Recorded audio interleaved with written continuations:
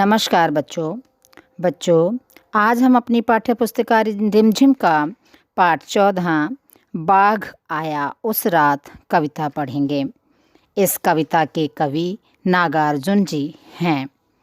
बाघ आया उस रात कविता में हमारे परिवार की तरह बाघ के परिवार की बात आई है। इधर हमारे जंगलों का यह राजा अब गायब हो चला है।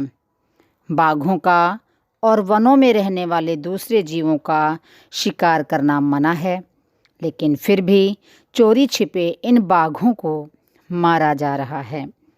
इनको बचाने के लिए क्या कोशिशें हो रही हैं, क्या कोशिशें की जानी चाहिए, इस बारे में हमें सभी को सोचना चाहिए।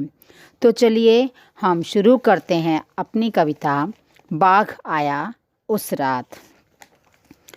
वो इधर से निकला उधर चला गया, वो आंखें फैलाकर बतला रहा था, हाँ बाबा बाघ आया उस रात, आप रात को बाहर न निकलो, जाने कब बाघ फिर से आ जाए। हाँ वो ही जो उस झरने के पास रहता है, वहाँ अपन दिन के वक्त गए थे ना एक रोज, बाघ उधर ही तो रहता है। बाबा उसके 2 बच्चे हैं, बाघिन सारा दिन पहरा देती है, बाघ या तो सोता है या बच्चों से खेलता है। प्रस्तुत पंक्तियां नागार्जुन जी के द्वारा रचित कविता बाघ आया उस रात से ही ली गई हैं और इन पंक्तियों के माध्यम से कवि कहना चाहते हैं कि एक बच्चा बाघ के बारे में बताते हुए कह रहा है कि बाघ इधर से निकला था और उधर चला गया था। फिर उसने अपने बाबा को संबोधित करते हुए कहा कि बाबा बाघ उस रात को आया था, आप रात को बाहर मत निकला करो, वह फिर से आ सकता है। वह बाघ झरने के पास ही रहता है, एक दिन वहाँ गए थे हम लोग, बाघ को उधर ही देखा था। उसके 2 बच्चे हैं, बाघिन सारा दिन पहरा देती है और बाघ या तो सोता रहता है या बच्चों के साथ खेलता रहता है। दूसरा बालक बोला, बाघ कहीं काम नहीं करता, ना किसी दफ्तर में ना कॉलेज में। छोटू बोला, स्कूल में भी नहीं। 5 साला बेटू ने हमें फिर से आगाह किया, अब रात को बाहर होकर बाथरूम न जाना।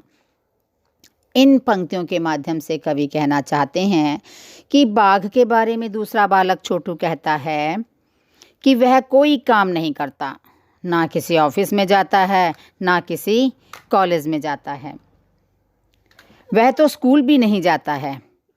तत्पश्चात 5 साल का बेटू सावधान करते हुए कहता है कि आप रात को बाहर होकर बाथरूम मत जाना, क्योंकि हो सकता है कि बाघ आ जाए।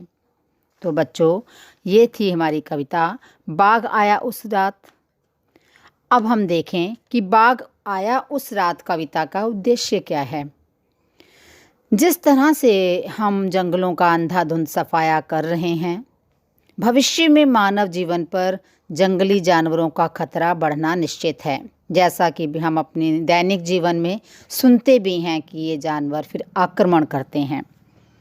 पेड़ों को न काटकर जंगलों को सुरक्षित रखना, वन्य प्राणियों के जीवन में दखल न देना, जंगली जानवरों के आवासों को सुरक्षित रखना, यही हमारी जो है मुख्य जिम्मेदारी होनी चाहिए। तो बच्चों, हमें इसके लिए अवश्य प्रयास करने चाहिए।